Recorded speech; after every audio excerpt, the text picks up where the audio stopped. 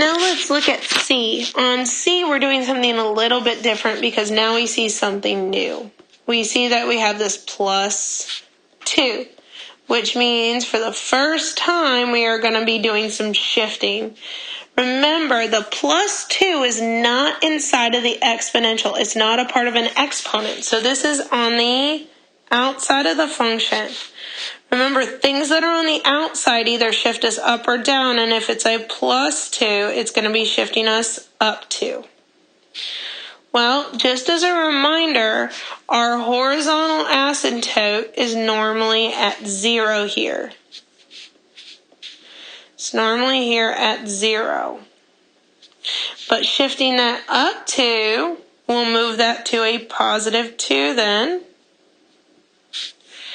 Also, our original point, which is usually when I plug in 0, I get out 1, is not going to be there anymore either. It's going to get shifted up 2 as well.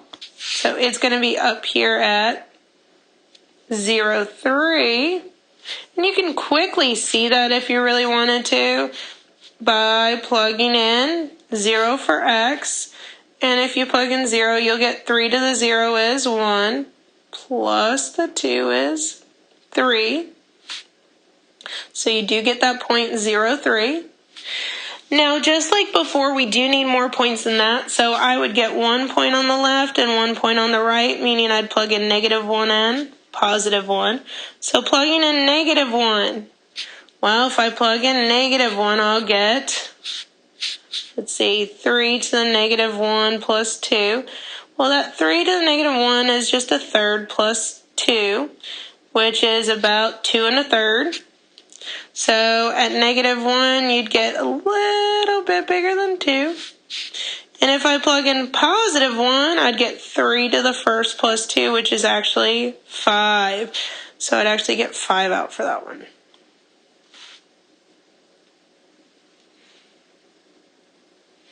Okay, that's good enough. We've got 3 points. We can go ahead and draw our exponential. Remember, because the base is bigger than 1, the base is 3, it's bigger than 1, it will be increasing, which is what my 3 points already show me. So I'm just going to increase from left to right.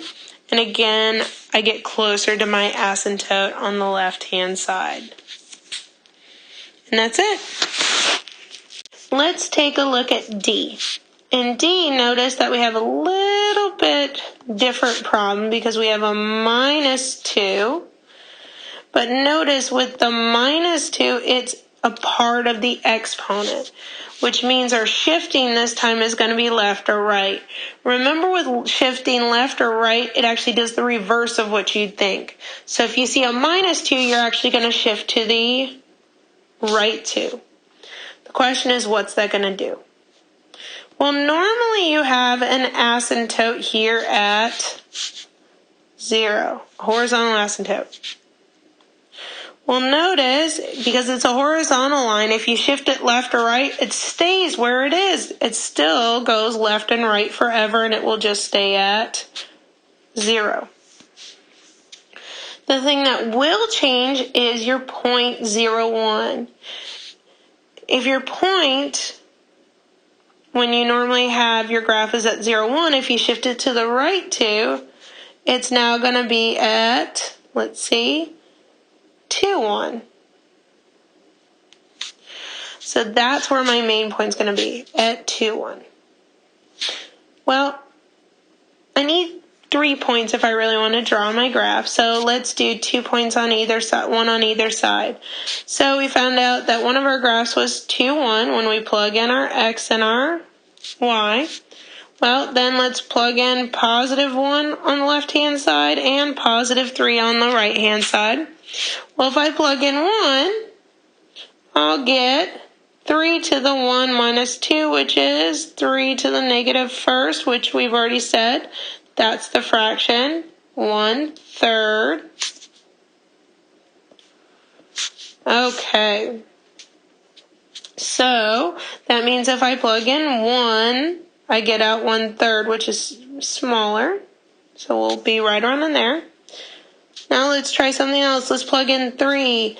Well, if I plug in 3, I'll get 3 to the 3 minus 2, which is 3 to the first power, which is just 3. So if I plug in 3, I get out 3. 1, 2, 3. And to the right, 1, 2, 3, up. And so those are my 3 points. And I can go ahead and draw my exponential graph. And remember that this will, because my base is 3 here, my base is bigger than 1, my graph will be increasing again, which is what my points show. So from left to right, I should be increasing through my points. Continuing, let's look at problem E.